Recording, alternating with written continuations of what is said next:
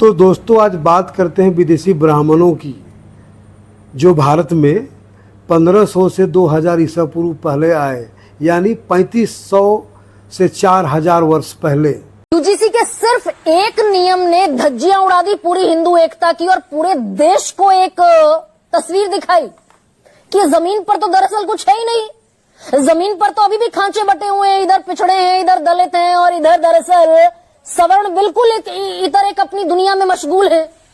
इन लोगों ने कैसे मनुस्मृति का, मनुवाद का उच्चारण करके भगवान का डर दिखाकर कई वर्णों में हम सबको बांटकर शीर्ष पे ये रहते हैं।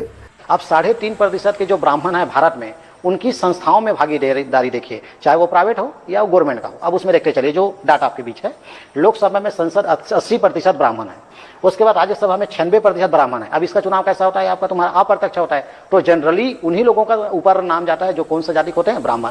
इसके बाद राज्यपाल, राज्यों के राज्यपाल 50% ब्राह्मण है, कैबिनेट सचिव जो होते हैं 33% ब्राह्मण, मंत्रियों के सचिव 54% ब्राह्मण, इधर देखिए आप अतिरिक्त सचिव 62% ब्राह्मण, पर्सनल सचिव 70% ब्राह्मण, आपका यूनिवर्सिटी में 91%। ये तो आप जान के हैरानी होगा, आप किसी भी कॉलेज में चले जाइए, आपको वहां पे दुबे, टिबे, पांडे, तिवारी यही सर मिलेंगे आपको, प्रोफेसर।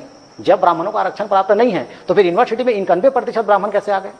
यानी ये समझने वाली चीज है। लेकिन इसको समझने के बाद अपने को लड़ना नहीं है, हमको जानना है कि ST SC OBC के साथ में भी ब्राह्मणों के साथ आरक्षण है, लेकिन वो अघोषित है, वो संविधान में लिखित नहीं है।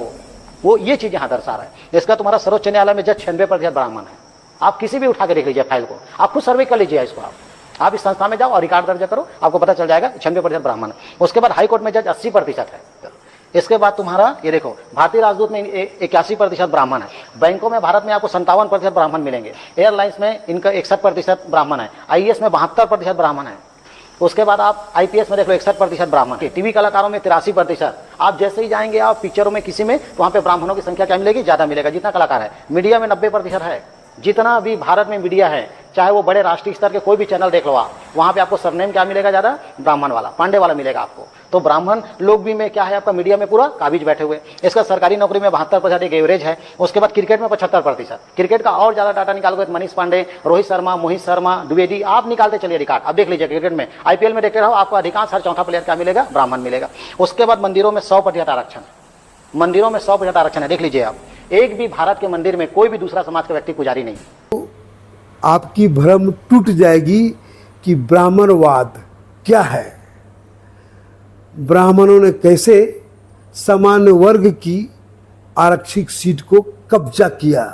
सब जगह यही लोग छाएं और विरोध केवल हम ST SC OBC करते रहे।